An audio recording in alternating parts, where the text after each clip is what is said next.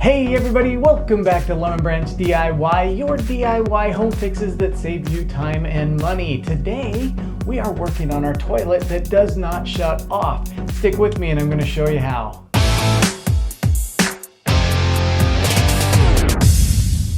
Alright you guys, so here's the problem with this toilet. When we flush it, the flap opens, the water goes down, but it does not come back down and shut off. So I'm going to show you a quick, easy way to just not have to call a plumber. You don't have to go get any parts.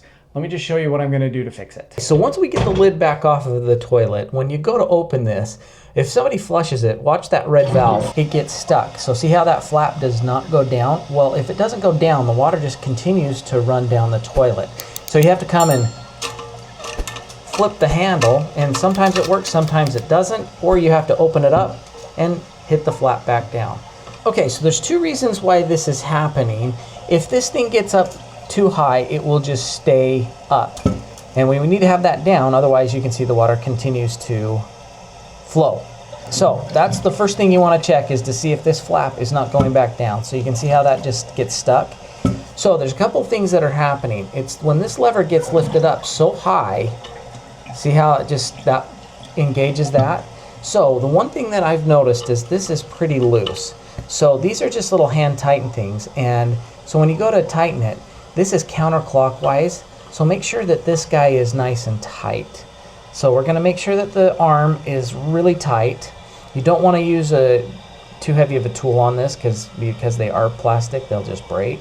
But if we get that tight, you'll notice that the arm can't go up as high. So it can only go up so high because that's now tight. So what we want to do is make sure that that's nice and tight, so when you pull the lever, that cannot go up too high now. Do you see that? Okay, so the other thing that I've noticed, besides getting this nice and tight, I noticed that on the other toilets that I have that are like this chain is in, there's 3 different holes that you could put this on. This one over here at the top, the one in the middle, and then there's one here at the end. All the rest of my toilets have been adjusted to this end.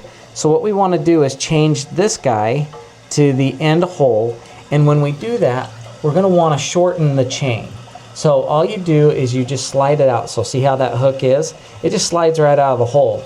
Now, because of how this is built, we can shorten the chain by just moving it up about 4 or 5 links.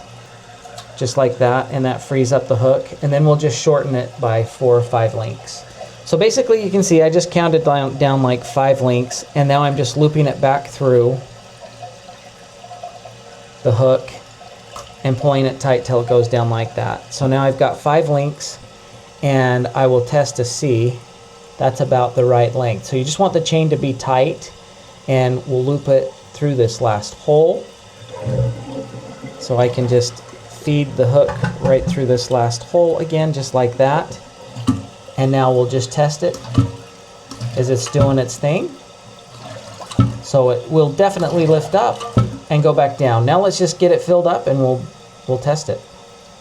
Now if you do have to adjust the water level, that's this float valve right here, and you just turn this screw left or right to increase or decrease the amount of water. Okay, it's all filled up and it's looking pretty good. You can see where that line is. It's just a couple centimeters below that pipe, so that's looking good.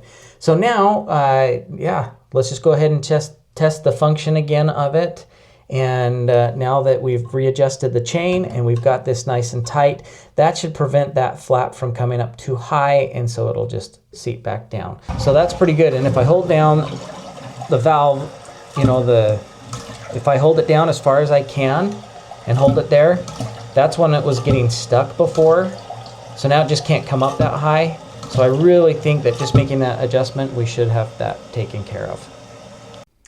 All right, so there you go, you guys. That was actually a pretty quick fix and something that you can easily do on your own. Most of the time, it's just a simple adjustment inside the tank, nothing complicated at all. Now, if you do get into something a little more involved and do need to get parts, you can always run to Home Depot or Lowe's and grab what you need. But for a lot of these running toilet issues, it's just a quick little tweak just like what we just did. And honestly, fixing it yourself can save a ton of money. No need to call a plumber, just a simple fix like this, and it can save you hundreds of dollars. Plus, once you've done it once, you'll know exactly what to look for next time it does happen. Thanks for watching, and we will see you on the next project.